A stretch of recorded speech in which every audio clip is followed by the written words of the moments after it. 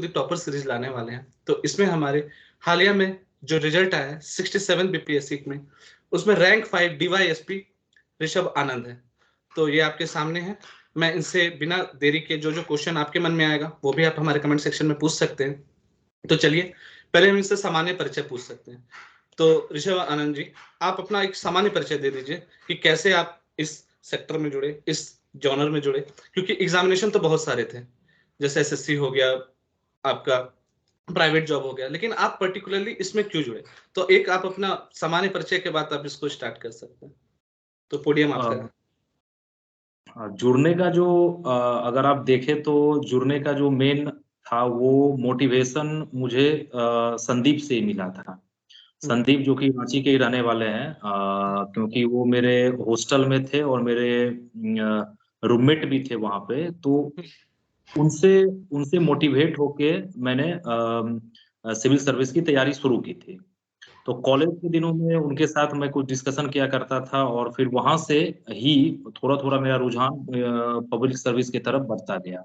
और फिर कॉलेज से निकलने के बाद फिर मैंने दिल्ली में जाकर प्रिपरेशन किया इसका, फिर बाद में फिर सेल्फ स्टडी से ही करके फिर 66 और 67 दोनों में मेरा रिजल्ट आया है। तो एज अ 66 में सिलेक्टेड थे आप, 46 रैंक था, एडीटीओ थे, आप पहले से सिलेक्टेड थे, लेकिन क्या आपको मोटिवेट किया कि आप नेक्स्ट एग्जामिनेशन को भी आप फॉर्म भरें और फिर से वो प्रोसेस में जाएं? क्योंकि ये 1 साल का पूरा प्रोसेस है। हर लोगों के लिए 3 लाख लोग फॉर्म भरते हैं और उसमें फिर आप रैंक 5th ला रहे हैं, तो सिर्फ आपने पार्टिसिपेट ही नहीं किया, आप उसमें इम्प्रूवमेंट भी अपने अंदर लाए। तो क्या आपको लगा कि आपको और भी आगे बढ़ना चाहिए? देखिए, बीपीएससी जब हम एग्जाम देना स्टार्ट किए थे तो मेरा लक्ष्य था कि यहाँ से डीवाईएसपी बनना है। तो यहाँ से मैंने अपना वो कर लिया था कि यहाँ से डीवाईएसपी बनना है, लेकिन कुछ गलती के कारण पिछली बार नहीं हो पाया था। तो इस बार भी मेरा फर्स्ट प्रेफरेंस डीवाईएसपी था और मेरे रैंक के अनुसार मुझे वो इस बार मिल गया।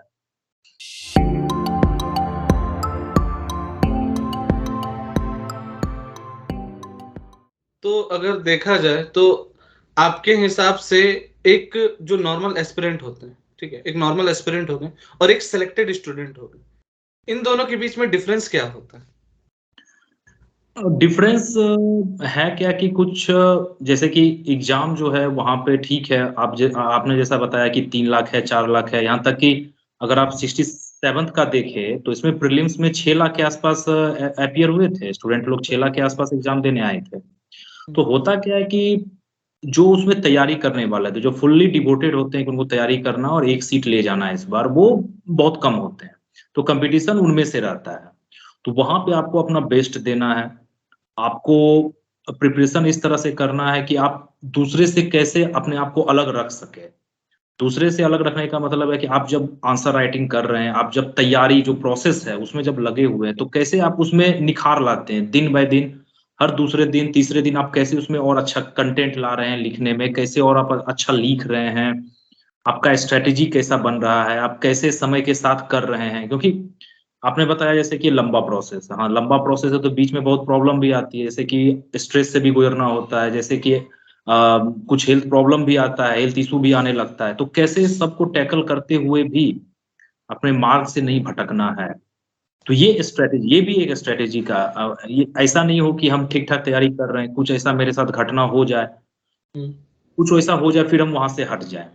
नहीं, मतलब वो फोकस्ड होना चाहिए, माइंड फोकस्ड होना चाहिए कि करना है, क्योंकि परेशानियां जो तो आती रहेगी, अभी भी पहले भी आ रही थी, अब जॉब में जाएंगे फिर भी आएगी। तो बस उसको साथ में लेके ही चलना है, उससे बस ऐसा नहीं है कि डर के मुंह मोड़ लेना है या फिर वहां से फिर पीछे हट जाना है। बराबर। एक सवाल जो मेरे मन में भी है और सबके मन में भी रहता है कि इंसान को अकेले पढ़ना चाहिए जब प्रिपरेशन के टाइम में, या फिर उनको अच्छा ग्रुप मिलना चाहिए, कुछ पढ़ने वालों का ग्रुप रहे और उनके साथ वो डिस्कस वगैरह कर सके। जैसे कि आपने संदीप के बारे में बोला था, वो हमारे भी, हम लोग का जो कनेक्शन है वो संदीप के थ्रू ही हुआ है। तो पूछना चाहता हूँ कि वो ग्रुप हो या फिर वो सिंगल इंसान रहे, अपना अकेले पढ़ाई करे। देखिए, डिपेंड करता है।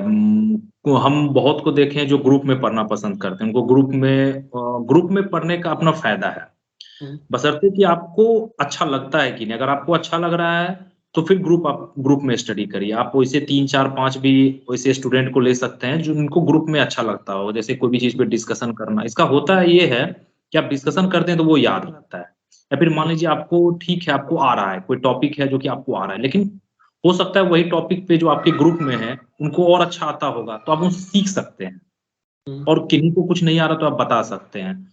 आंसर राइटिंग में बहुत हेल्प करता है ग्रुप का जो स्टडी है। आंसर राइटिंग बहुत हेल्प करता है। आप आपस में आंसर राइटिंग करिए और आपस में चेक करिए।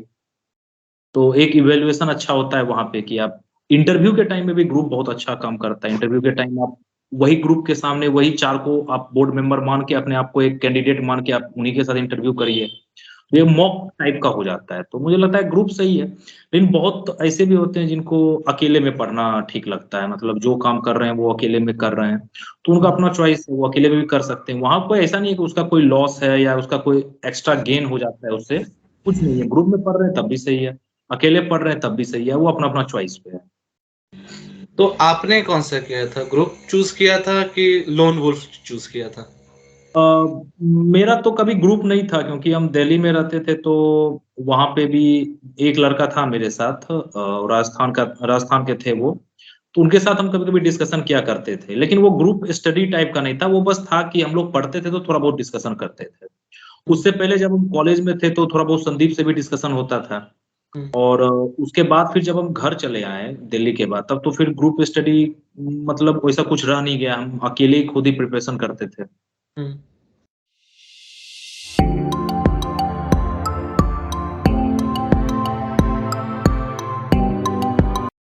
तो जैसे कि प्रिपरेशन एक होता है कि लोग बोलते हैं, करते हैं, ठीक है, लाइब्रेरी में बैठे हुए हैं, बुक खोले हुए हैं, और एक होता है जो रियल प्रिपरेशन करते हैं। तो उस कैंडिडेट को अगर हमको कन्वर्ट करना रहे कि वो रियल प्रिपरेशन में है, चाहे मैं हूं, चाहे कोई भी रहे, एक्स वाई जेड पर्सन रहे, तो वो क्या क्वालिटीज रहे, या वो क्या आज से अपने आपके वीडियो के माध्यम से आपको देख करके वो क्या चेंजेस लाए कि वो एज अ भीड़ का हिस्सा नहीं बने, बिना भीड़ का हिस्सा बने, सिलेक्टेड इंस्टीट्यूट इसमें आ जाए, सिलेक्टेड कैंडिडेट के हिस्से में आ जाए। तो वो मतलब क्या क्या पॉइंट हो सकता है, वो आप बता दीजिए। सबसे फर्स्ट स्टेप यही है कि अपने आप को इवेलुएट करिए। आप इवेलुएट खुद को करेंगे तो आपको पता चल जाएगा कि प्रॉब्लम कहाँ हो रही है या फिर करना आगे क्या है। इवेल्युएशन के बाद आप क्या करिए कि आप फिर है क्या कि आप सिलेबस के हिसाब से चलिए। जिसका आप एग्जाम दे रहे हैं वहाँ जो रिक्वायरमेंट है, आप सिर्फ पढ़ रहे हैं तो उससे नहीं होगा, क्योंकि पढ़ तो बहुत रहे हैं। पढ़ने से सिर्फ नहीं होगा। एग्जाम का रिक्वायरमेंट क्या है, एग्जाम का जो रिक्वायरमेंट है उसके हिसाब से पढ़ाई होना चाहिए और सही दिशा में होना चाहिए। कितना रिक्वायरमेंट है उतना ही करना है। एक्स्ट्रा भी बहुत नॉलेज नहीं ले लेना है, सब कुछ नहीं पढ़ डालना है। जितना रिक्वायरमेंट है सिलेबस के हिसाब से उतना पढ़ रहा है। मॉक टेस्ट देते रहना है। बहुत सारे यूट्यूब चैनल है, जैसे आपका भी है। आपने भी अच्छा ये मुहिम चालू किया है कि हाँ, हाँ, हाँ, हाँ। तो इसे आदमी वहाँ भी फॉलो कर सकता है। जो स्टूडेंट है वहाँ से भी देख सकते हैं, उनको वहाँ से भी जानकारियाँ मिल सकती हैं। तो सही दिशा में करना होगा। और जब-जब गाइडेंस का ज़रूरत है तो टीचर हैं, यूट्यूब चैनल हैं, वहाँ से आप गाइडेंस ले सकते हैं।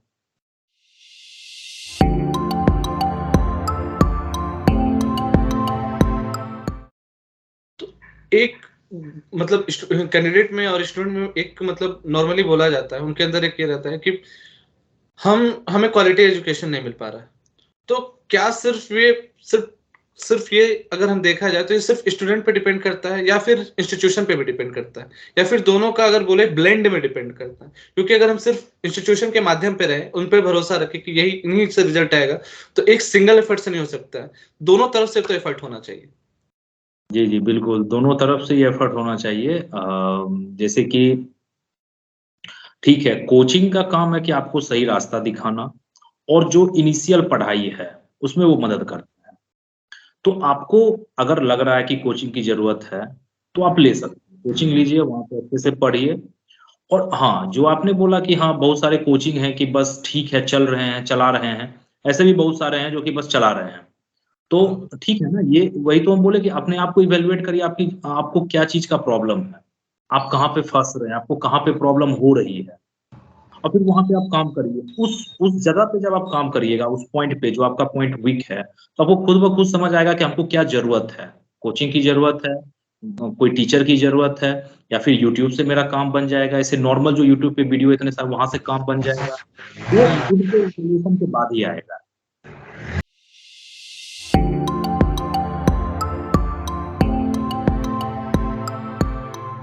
तो अगर ये चीज होगी, और एक चीज है कि प्रिपरेशन के थ्रू अगर स्ट्रेस आ रहा है, ठीक है, हम शॉर्ट गोल्स पहले बना के चलते हैं कि चलिए ये पर्टिकुलर सब्जेक्ट हम कंप्लीट कर लेते हैं, फिर दूसरा पर्टिकुलर सब्जेक्ट कंप्लीट कर लेते हैं, तो उस पर जो स्ट्रेस आता है, ठीक है, अगर वो स्ट्रेस को हम लोग हैंडल कैसे करें, जो पर्टिकुलरली एजुकेशनल स्ट्रेस अगर कहा जाए, उसको स्ट्रेस को हम लोग कैसे हैंडल करें?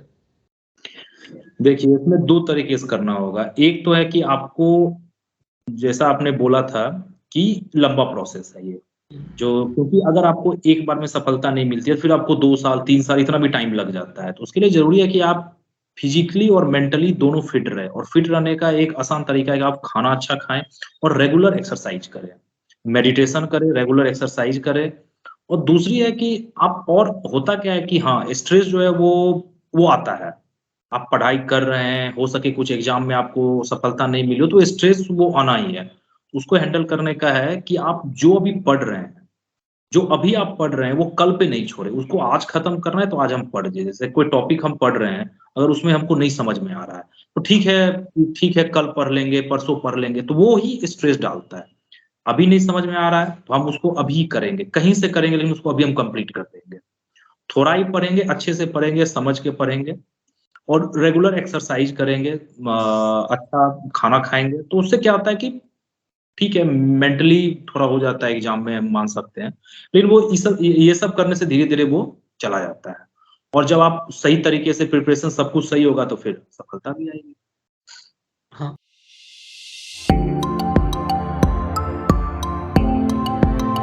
और एक और क्वेश्चन है, जो सबका, मैंने हमारे जो व्यूअर्स हैं उनके तरफ से भी क्वेश्चन आते रहते हैं, तो मैं वो कन्वे कर रहा हूँ आपको, कि बहुत कोई बोलते हैं कि अगर हम लोग पीसीएस या यूपीएससी का कोई भी स्टेट के एग्जामिनेशन का तैयारी कर रहे हैं, जिसमें प्री मेंस इंटरव्यू है, तो सबसे पहले हम पीटी पढ़ेंगे, और पीटी पढ़ा हुआ तो फिर मेंस का तैयारी करेंगे। तो ये प्रोसेस गलत है, सही, या फिर पहले हम मेंस का तैयारी करें और उसके थ्रू पीटी होते चलेगा, वो पीटी होते चलेगा? तो ये दोनों में कौन सा ऑप्शन सही रहेगा, जो न्यूली कैंडिडेट है, जो एक्सपीरियंस कैंडिडेट है? पीटी के बाद मेंस का तैयारी करना एक कहीं से सही नहीं है। अगर कोई ऐसा कर भी रहा है, तो फिर वो बस कर रहा है, उससे कुछ होने वाला नहीं है कि आप पीटी कर लिए, फिर आप मेंस करिएगा, मेंस का तैयारी।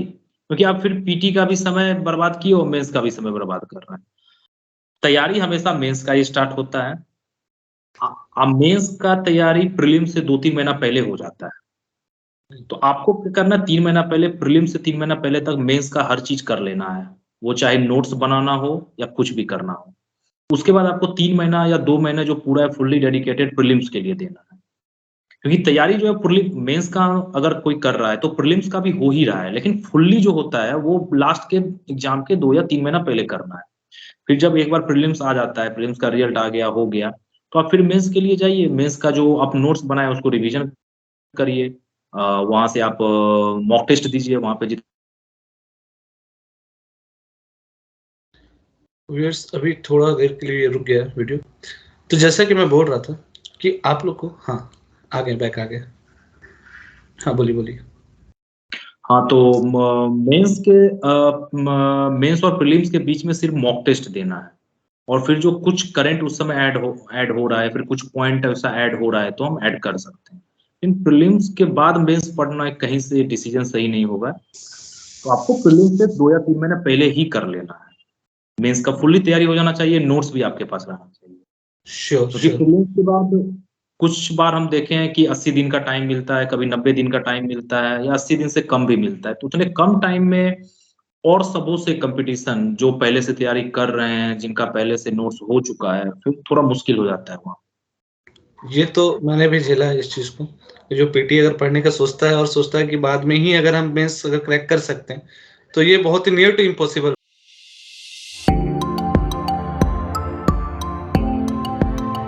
होता है। और एक चीज़ है कि अगर सब्जेक्ट वाइज़ बहुत कोई पूछते हैं कि बुक कौन-सा फ़ॉलो करें। कभी-कभी जैसे मैंने भी शुरुआती दिनों में मैंने स्टार्ट किया था, तो वो बुक का नाम मुझे लेने नहीं आता था, और संदीप ने ही मुझे बताया था कि ये बुक ऐसा-ऐसा जीसी लियोन था। मैं जी सी कुछ अलग ही बोलता था, तो उसने पहले नाम करेक्ट करवाया था कि भाई ये नाम ऐसे होता है, ये नाम ऐसे बोलो, ठीक है, और अभी ये मत पढ़ो, एनसीईआरटी के थ्रू जाओ। तो सबसे पहले है कि मेरे और मतलब जितने भी कैंडिडेट हैं उनसे उनका सबसे पहले डाउट ये आता है कि बुक कौन सा फॉलो करे, ठीक है, हर भाई जैसे पॉलिटी में कौन सा बुक फॉलो कर दे, हिस्ट्री में कौन सा बुक फॉलो करे, जो आपने किया है वो आप व्यूअर्स से शेयर कर दीजिए। एक तो ये है कि जिनका बिल्कुल सोशल साइंस में बैकग्राउंड नहीं है, मतलब या फिर जो पढ़े भी हैं बिल्कुल भूल चुके हैं, एकदम बैकग्राउंड नहीं है, उनको फिर एनसीईआरटी पढ़ना होगा। उनको 8, 9, 10th एनसीईआरटी 11, 12th का भी वो पढ़ सकते हैं। जिनको लेकिन बेसिक नॉलेज है, वो जब 9, 10th में थे, 8 में थे तो अच्छे से पढ़े थे, उनको याद भी है, तो उनको जरूरी नहीं कि एनसीईआरटी पढ़ना ही पड़े। उनके लिए ये है कि आप 11, 12th का एनसीईआरटी पढ़ ले और पीछे का बस देख ले, तो आप उनको रिवीजन सारा हो जाएगा। उसके बाद हम फिर स्टैंडर्ड बुक पे जाएंगे। एनसीईआरटी के बाद स्टैंडर्ड बुक जैसे फिर अलग अलग हो, जैसे पॉलिटी के लिए लक्ष्मीकांत है, तो लक्ष्मीकांत का इंडियन पॉलिटी लक्ष्मीकांत का आता है, तो वहां से पॉलिटी कवर हो जाता है। और फिर अगर आप ज्योग्राफी का देखें तो ज्योग्राफी के लिए जो आपने बोला जीसी लियोंग है। फिर ज्योग्राफी के लिए सबसे अच्छा है कि आप एनसीईआरटी बहुत अच्छा है उसका।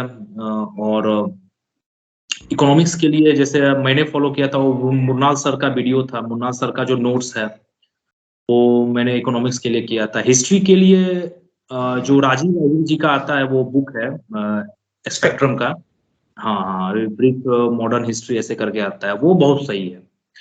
और फिर आप जैसे कि अलग अलग चीज के लिए अलग बुक है, इन्वायरमेंट के लिए आप अलग पढ़ सकते हैं, और साइंस के लिए लूसेंट आप पढ़ सकते हैं। लेकिन जरूरी है कि आप 11, 12th का साइंस का बुक भी पढ़ ले, फिजिक्स केमिस्ट्री और बायोलॉजी का, फिर लूसेंट पे जाएं, या फिर लूसेंट पढ़ ले फिर उस पे जाएं, क्योंकि 11, 12th का बुक मायने रखता है साइंस का।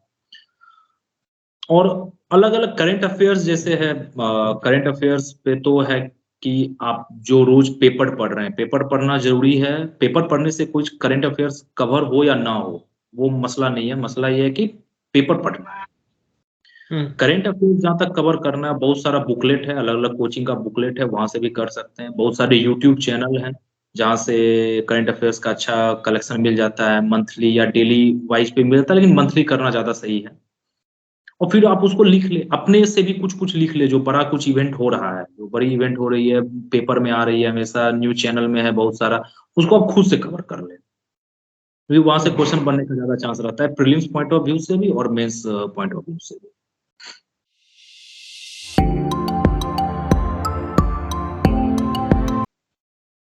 तो अभी अगर देखा जाए कि जो अब 69 का तो पीटी हो चुका है, 70 आने वाला है बीपीएससी के लिए, और 11 जेपीएससी के लिए, जो झारखंड बिहार, तो अब सारे जो स्टूडेंट रहते हैं वो इधर ही उधर जाते रहते हैं, और अब तो यूपी के लोग भी फॉर्म भर रहे हैं। तो जो 11 जेपीएससी हो गया, 17 बीपीएससी हो गया, जो इसके लिए कैंडिडेट है, तो उनको अभी से क्या फॉलो करना चाहिए, उनके लिए मतलब क्या आपका मैसेज रहेगा? तो वही है कि पहले जो सिलेबस है उनको ध्यान में रख ले, और जो बेसिक जितना इंफॉर्मेशन या बेसिक जितना वो पढ़ सकते हैं एनसीईआरटी बुक से, उसको वो जल्द से जल्द पढ़ जाएं। फिर स्टैंडर्ड बुक पे आवे और मेंस का प्रिपरेशन करना चालू कर दे। मेंस के लिए सबसे अच्छा तरीका पुराना क्वेश्चन बैंक उठाइए, जो मेंस में पूछा गया 10 साल का, वहां से क्वेश्चन पढ़िए, क्वेश्चन देखिए, वहां से समझिए कैसा क्वेश्चन पूछा जा रहा है, क्या करना है नहीं करना है, आगे क्या पूछा जा सकता है। और प्रीलिम्स के लिए भी वही है कि पुराना क्वेश्चन बैंक बनाना होगा। क्वेश्चन बैंक को बनाने के साथ साथ ध्यान कर देके देखना होगा पूछा क्या जा रहा है, ध्यान से देखना होगा पूछा क्या जा रहा है। फिर वहां कुछ होता क्या है कि कुछ सेक्शन होता है जो कि देखते हैं स्टूडेंट लोग छोड़ के जाते हैं, अरे ये हमसे इकोनॉमिक्स नहीं हो पाएगा, इकोनॉमिक्स हम छोड़ देके जा रहे हैं, बाकी सबसे हो जाएगा। लेकिन एग्जाम में ऐसा है कि आपको वही 2, 4, 5, 2 नंबर से सिलेक्शन नहीं हो पाता है, मतलब पीटी क्लियर नहीं हो पाता है। तो उस समय अगर इकोनॉमिक्स का कुछ क्वेश्चन हम पढ़ के जाते हैं, फिर इकोनॉमिक्स, क्योंकि कोई भी जो सब्जेक्ट है वो तो फिर मेंस में करना ही है, मेंस उसका तो फिर देना ही है, वहां तो उससे क्वेश्चन बनेगा ही। तो क्यों ना हम किसी को छोड़े नहीं, सबको साथ लेके चले, जितना हो सकता है सब सब्जेक्ट को पढ़ना है, ना कि साइंस को छोड़ दिए। जो नॉन साइंस बैकग्राउंड के रहते हैं वो साइंस छोड़ देते हैं, लेकिन वो फिर वहां पे आपको लॉस करवा देगा वो। तो वो भी पढ़ के जाना है, क्योंकि आप एग्जाम निकालने जा रहे हैं, आपको यहाँ से एसडीएम डीवाईएसपी बनाया जाएगा।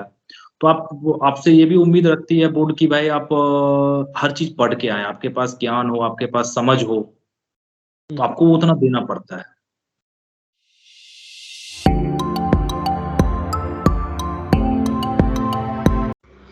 तो एज सेलेक्टेड इन 66 डीटीओ का जो आपको जॉब प्रभार मिला, मतलब उसका एक्सपीरियंस क्या है आपका? आप शेयर कर दीजिए, क्योंकि बहुत कोई होंगे जो जिनको लगता होगा कि वर्ल्ड चेंज हो जाता है एज अ प्रिपरेशन करने के टाइम और एज अ सिलेक्शन के बाद। तो आपका क्या एक्सपीरियंस रहा एडीटीओ बनने के बाद? ट्रेनिंग तो अच्छा रहा, जो कि बीपाड में बीपीएससी के द्वारा जो भी चयनित होते हैं उनको बीपाड में ट्रेनिंग कराया जाता है, जो कि गया में है। वहाँ 4 महीने का ट्रेनिंग हुआ था, वो तो बहुत अच्छा था। उसके बाद फिर हम लोग का जिला में ट्रेनिंग हुआ, जो डिस्ट्रिक्ट अलॉट किया गया था वहाँ पे ट्रेनिंग चला 2 महीने के आसपास। उसके बाद से हम लोग को जो एक्सपीरियंस है एज ए, जो हम बोलेंगे कि परिवहन विभाग जो ट्रांसपोर्ट डिपार्टमेंट है मेरा, वहाँ पे ये है कि अच्छा है, आप काम करने का बहुत सारा स्कोप है, बहुत सारा चीज़ है जो कि काम करने का है। जैसे रोड सेफ्टी रिलेटेड चीज़ हुआ, जैसे कि एक्सीडेंट रिलेटेड चीज़ हुआ, और फिर आप देखिए जैसे जागरूकता, बहुत सारी चीज़ होती है जिसके बारे में जागरूक करना होता है, नए-नए स्कीम आते हैं उसके बारे में जागरूक करना होता है लोगों को। Plus registration, driving licence related, transfer गाड़ी का जो भी हो इससे रिलेटेड बहुत सारे काम थे जो कि वहाँ ठीक है। और विभाग में हम रहे अभी तक हैं, और विभाग में बहुत कुछ सीखे हैं और आगे भी सीखेंगे। तो ठीक है, काम करने के लिए अच्छा जगह है परिवहन विभाग।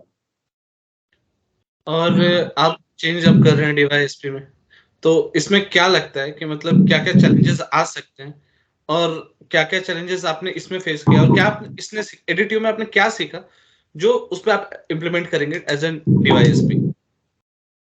यही है कि काम करने का अपना होता है कि आप टेंशन नहीं लें, क्योंकि जब आप काम करिएगा तो बहुत सारे अलग तरीके का काम आएगा, कभी-कभी कुछ गलती भी हो जाती है, तो आपको वहाँ से कुछ सीख लेना है और नेक्स्ट फिर उसको गलती नहीं करना है। कुछ सीख लेके कैसे काम रहना है, कैसे अच्छे से बात करना है सबसे, कैसे उनके प्रॉब्लम को समझना है, फिर उनके लिए सॉल्यूशन ढूँढना है। तो काम रह के काम करना है, इसमें कोई घबराने का या टेंशन लेने वाली बात नहीं है।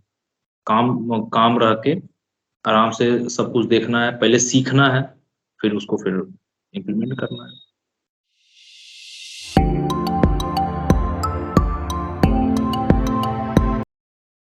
तो जैसे कि अब हम एंड में आ रहे हैं, आपका मतलब बहुत ही महत्वपूर्ण समय हमने लिया है।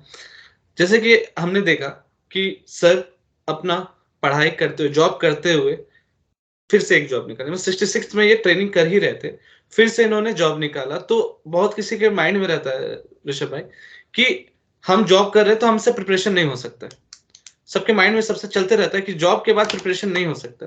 तो उनको आपका क्या मैसेज है कि वे जॉब में है आप तो प्रिपरेशन कैसे करें? टाइम कैसे निकालें? देखिए, बिल्कुल टाइम निकल जाता है अगर आप टाइम का यूटिलाइज़ कर रहे हैं, कि देखिए आपको आपका जॉब कब है? 10 से 11 बजे के बाद। आप सुबह 4 बजे उठ जाइए, आपके पास 5 घंटे टाइम।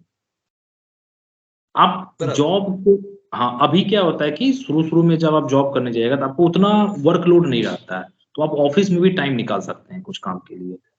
ऑफ़िस का काम देखते हुए, ऑफ़िस का काम करते हुए आप कुछ टाइम निकाल सकते हैं। जितना भी निकल जाए 1 या 2 घंटे जो भी निकल जाए, आप उस बीच में पेपर ही पढ़ लिए, कुछ वीडियो ही देख लिए, कुछ नोट्स ही बना लिए। फिर आप शाम का टाइम 2-3 घंटा यूटिलाइज़ कर सकते हैं। तो ओवरऑल अगर टाइम निकालना देखें तो 6 घंटा तो निकल सकता है टाइम जॉब के साथ में।